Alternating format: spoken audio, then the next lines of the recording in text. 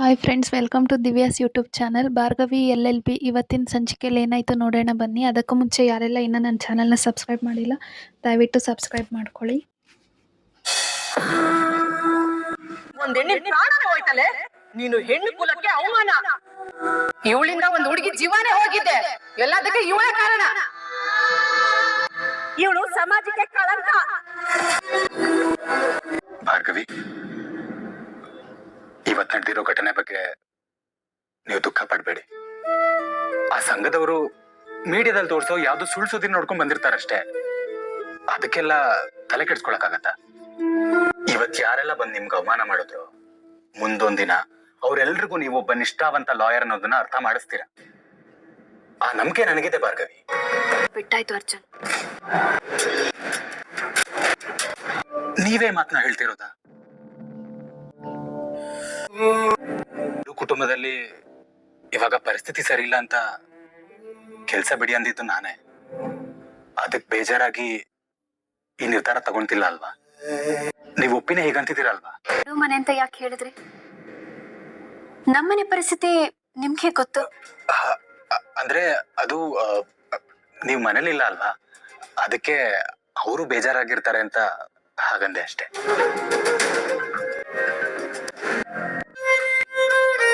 ನೀವು ನಿಜವಾಗ್ಲೂ ಒಪ್ಪಿದ್ದೀರಲ್ವಾ? ನಾನು ಈ ಮನೇಲಿ ಇರ್ಬೇಕು, ಅದಕ್ಕೆ ಒಪ್ಕೊಳ್ತಾ ಇದ್ದೀನಿ. ಥ್ಯಾಂಕ್ಸ್ ಭಾರ್ಗವಿ, ನನ್ನ ಮಾತನ್ನ ಅರ್ಥ ಮಾಡ್ಕೊಂಡ್ರಲ್ಲ. ನಮ್ಮಿಬ್ರು ಕುಟುಂಬ ಒಂದಾಗಕ್ಕೆ, ಸಂಬಂಧ ಸರಿ ಹೋಗಕ್ಕೆ ಈ ನಿರ್ಧಾರ ತಗೊಂಡ್ರಲ್ಲ. ನಿಮ್ಮ ಸ್ಯಾಕ್ರಿಫೈಸ್ ನಾನು ಯಾವತ್ತೂ ಮರೆಯಲ್ಲ. ನಿಮ್ಮಂತ ಲೈಫ್ ಪಾರ್ಟ್ನರ್ ಸಿಗೋಕೆ ನಾನು ಪುಣ್ಯ ಮಾಡಿದ್ದೆ. ಸ್ವಲ್ಪ ದಿನ ಮಾತ್ರ ನೀವು ಮತ್ತೆ ಕೋರ್ಟ್ಗೆ ಹೋಗೋ ತರ ನಾನ್ ಮಾಡ್ತೀನಿ.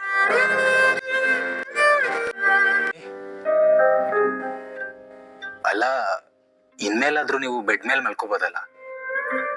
ನೀವ್ ಈ ತರ ಕೆಳಗಡೆ ಮಲ್ಕೋದನ್ನ ನೋಡಿದ್ರೆ ನನಗ್ ಕಷ್ಟ ಆಗತ್ತೆ. ಎರಡು ಫ್ಯಾಮಿಲಿ ಒಂದಾಗಿಲ್ಲ, ನಮ್ ಸಂಬಂಧನೂ ಇನ್ನೂ ಸರಿ ಹೋಗಿಲ್ಲ. ಇದೆಲ್ಲ ಸರಿ ಆಗ್ಬೇಕಲ್ವಾ? ಸಾರಿ, ನಿಮ್ ಮನ್ಸಿಗೆ ಸರಿ ಅನ್ಸೋ ಹಾಗೆ ಇರಿ. ಆದಷ್ಟು ಬೇಗ ನಮ್ ಸಂಬಂಧ ಸರಿ ಹೋಗತ್ತೆ.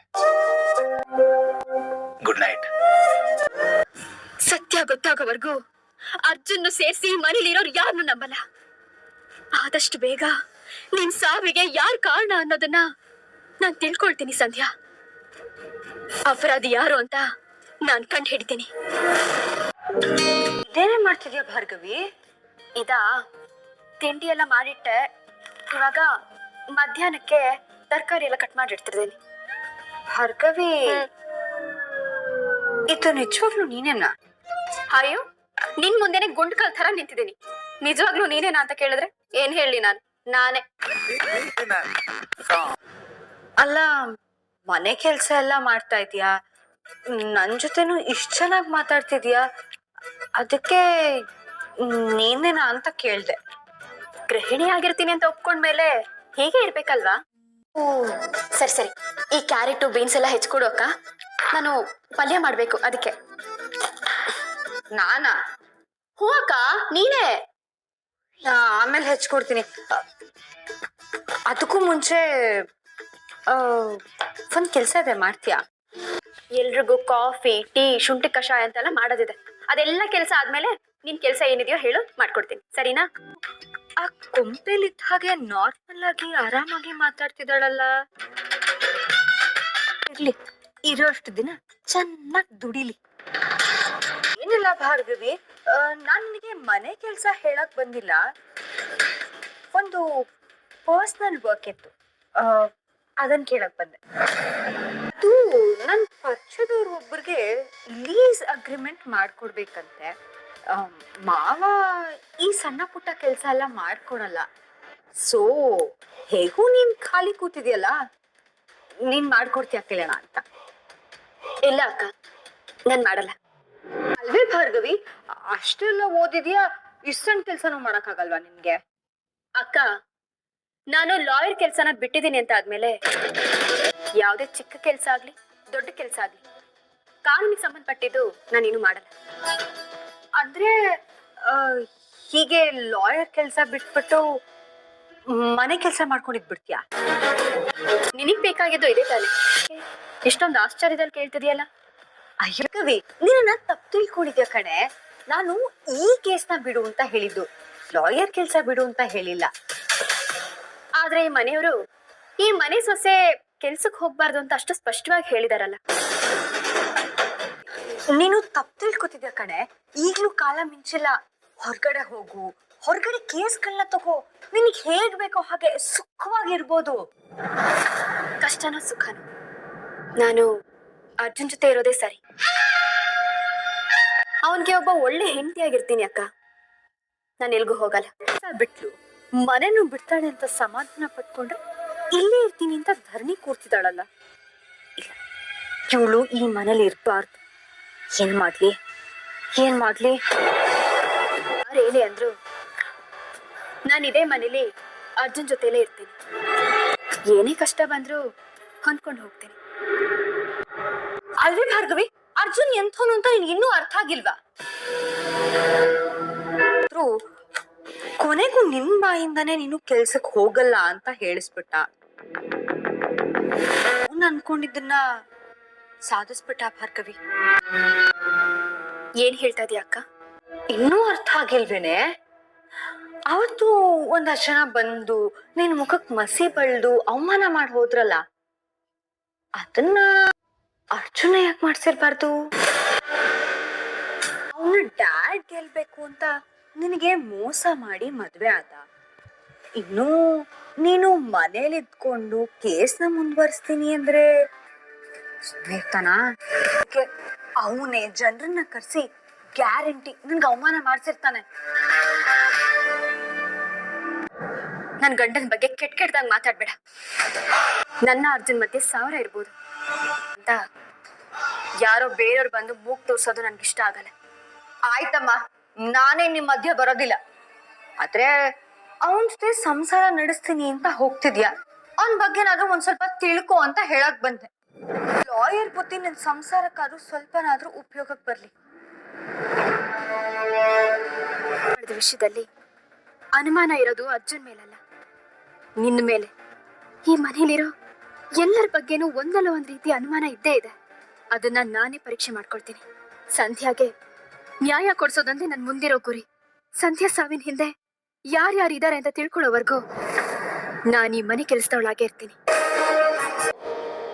ಭಾರ್ಗವಿ ಈ ಮನೆಗೋಸ್ಕರ, ನಮ್ ಕುಟುಂಬಕ್ಕೋಸ್ಕರ ನನ್ ಮಾತಿಗೆ ಬೆಲೆ ಕೊಟ್ಟು ಇಷ್ಟು ದೊಡ್ಡ ತ್ಯಾಗ ಮಾಡ್ತಾರೆ ಅಂತ ನಾನು ಅನ್ಕೊಂಡಿರ್ಲಿಲ್ಲ. ನಂಗೆ ಎಷ್ಟು ಖುಷಿ ಆಗ್ತಿದೆ ಗೊತ್ತಾ? ಭಾರ್ಗವಿ ಕೆಲ್ಸ ಬಿಟ್ಟಿದ್ದು ನಿನ್ನ ಖುಷಿ ಆಗ್ತಿದ್ಯಾ ಪುಟ್ಟ? ಶಕ್ಕು, ಈ ಕ್ಷಣಕ್ಕೆ ಅವ್ರು ತಗೊಂಡಿರೋ ನಿರ್ಧಾರದ ಬಗ್ಗೆ ಖುಷಿ ಆಗ್ತಿದೆ ಅಂತ ಅಂದೆ. ಹಾಗಂತ ಜೀವನ ಪರ್ಯಂತ ಹೀಗೆ ಇರಬಾರ್ದು.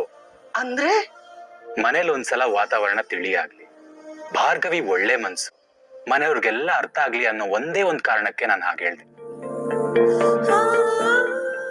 ಆಮೇಲೆ ಭಾರ್ಗವಿ ಕೆಲ್ಸ ಮಾಡ್ಬೋದಾ? ಇದೇನ್ ಹೀಗೆ ಕೇಳ್ತಿದ್ಯಾ ಶಕ್ಕು? ಭಾರ್ಗವಿ ಲಾಯರ್ ಕೆಲ್ಸನ ಮುಂದುವರಿಸಲೇಬೇಕು.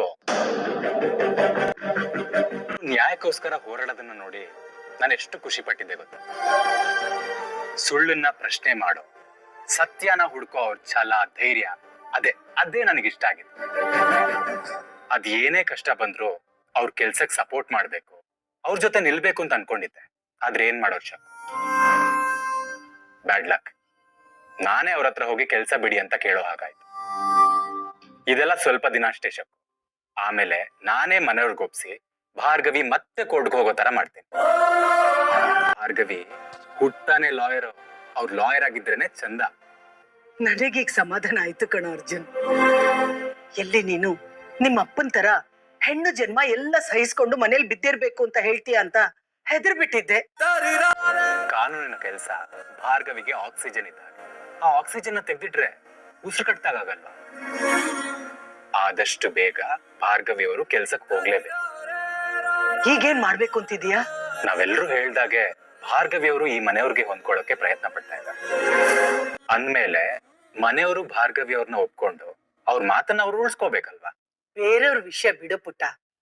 ಮೊದ್ಲು ನಿಮ್ಮಿಬ್ರ ನಡುವೆ ಇರೋ ಅಂತರ ಕಡಿಮೆ ಆಗಿ ನೀವಿಬ್ರು ಒಂದಾಗ್ಬೇಕು. ಅದಕ್ ನೀನ್ ಏನ್ ಮಾಡ್ಬೇಕು ಅಂತಿದ್ದೀಯಾ? ಏನ್ ಮಾಡ್ಲಿ ಶಕ್ಕು? ನಾನು ಹೇಳಿದೆ ಇವನ್ಗೆ ಏನು ಅರ್ಥ ಆಗಲ್ಲ. ಪ್ರೀತಿ ಮಾಡುವಾಗ ಸುತ್ತಾಡುವಾಗ ಹೀಗೆ ಕೇಳಿದ್ಯಾ ನೀನು? ಮದ್ವೆ ಆಗಿ ಕರ್ಕೊಂಡ್ ಬಂದ್ಮೇಲೆ ಒಂದ್ಸಲನಾದ್ರೂ ಹೊರಗಡೆ ಕರ್ಕೊಂಡ್ ಹೋಗಿದೀಯ ನೀನು? ಅಲ್ಲ ಶಕ್ಕು, ಅವ್ರಿನ್ನೂ ಮುನ್ಸ್ಕೊಂಡಿದಾರಲ್ಲ, ನನ್ ಜೊತೆ ಬರಕ್ ಒಪ್ಕೋತಾರ? ಅದು ನಿಜಾನೇ. ಅರ್ಜುನ್, ನೀವಿಬ್ರು ಆಂಜನೇಯ ದೇವಸ್ಥಾನಕ್ ಹೋಗ್ ಬನ್ನಿ. ಆಂಜನೇಯ ಅಂದ್ರೆ ಅವಳು ಖಂಡಿತ ಬರಲ್ಲ ಅಂತ ಹೇಳೋದಿಲ್ಲ. ಹೌದಲ್ವಾ? ಇದ್ರೆ ಮನ್ಸು ಬಿಚ್ಚಿ ಮಾತಾಡ್ಬೋದು, ಅವಾಗ ಅವ್ರ ಮನ್ಸು ಹಗರಾಗತ್ತೆ ಅಲ್ವಾ? ಎಸ್, ಹಾಗಾದ್ರೆ ಇವಾಗ್ಲೇ ರೆಡಿಯಾಗಿ ಕರ್ಕೊಂಡು ಹೋಗ್ತೀನಿ. ಓಕೆ? Thank you Shakku. ಈ ಅರ್ಜುನ್ ಭಾರ್ಗವಿಯಿಂದ ಬದಲಾವಣೆ ಶುರು ಆಗಿದೆ. ಇನ್ ಮುಂದೆ ಎಲ್ಲಾನು ಒಳ್ಳೇದಾಗತ್ತೆ. ಎಲ್ಲಾಗಿದ್ಯಾ? ಏನಿಲ್ಲ ದೊಡ್ಡಪ್ಪ.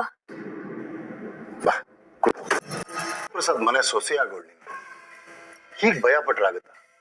ಅದೇನು ಅಂತ ಹೇಳು. ಸೊಸೆ ಆಗೋಕ್ಕೂ ಮೊದ್ಲು ಮದ್ವೆ ಆಗ್ಬೇಕಲ್ವಾ? ಅದೇ ನಡೆಯುತ್ತೋ ಇಲ್ವೋ ಅಂತ ಭಯ ಆಗ್ತಿದೆ ದೊಡ್ಡಪ್ಪ. ಮದುವೆ ಮಾಡಿಸ್ತೀವಿ ಅಂತ ನಾನು ಶಕ್ತಿ ಒಪ್ಕೊಂಡಿದೀವಲ್ಲ. ನೀವೇನು ಒಪ್ಕೊಂಡ್ರಿ, ಆದ್ರೆ ಭಾರ್ಗವಿ ಬಿಡ್ತಾಳ? ಅವಳೇನ್ ಮಾಡ್ತಾಳೆ? ಅಲ್ಲ, ಇಷ್ಟೊಂದು ಹೆದರೋ ಹಾಗೆ ಏನ್ ನಡೀತು? ಟೈಮಲ್ಲಿ ಆ ಭಾರ್ಗವಿ ಏನನ್ನೆಲ್ಲ ಮಾಡಿದಾಳಂತ ಗೊತ್ತಾ ದೊಡ್ಡಪ್ಪ? ತುಂಬಾನೇ ಹಾರಾಡ್ತಿದ್ಲು. ಆಮೆಲ್ಲ ನನಗೆ ಹೇಳ್ದ. ಅವಳು ಈ ಫೋಟೋ ಇಲ್ಲಿ ಹಾಕಿದಾಳೆ ಅಂತ ತಾನೆ ನೀವೆಲ್ಲ ಇಷ್ಟೊಂದು ಹೆದರ್ಕೊಂಡಿರೋದು. ಗವಿ, ನಾನು ಇಲ್ದೇ ಇದ್ದಾಗ ತುಂಬಾ ಹಾರಾಡ್ತಿದ್ಯಂತೆ. ಇವರೆಲ್ಲ ಪಾಪ ಹೆದರ್ಕೊಂಡ್ಬಿಟ್ಟಿದ್ದಾರೆ. ಏನೋ ಗೊತ್ತಿಲ್ಲದೆ ಮಾತಾಡಿದ್ದೆ. ಅಯ್ಯೋ, ಹೌದಾ? ನಿನಗ್ ಗೊತ್ತಿತ್ತು ಗೊತ್ತಿಲ್ದೇನೋ ಮಾತಾಡಿರೋದ್ನ ಇವರೆಲ್ಲ ಸೀರಿಯಸ್ ಆಗಿ ತಗೊಂಡ್ಬಿಟ್ಟಿದ್ದಾರೆ.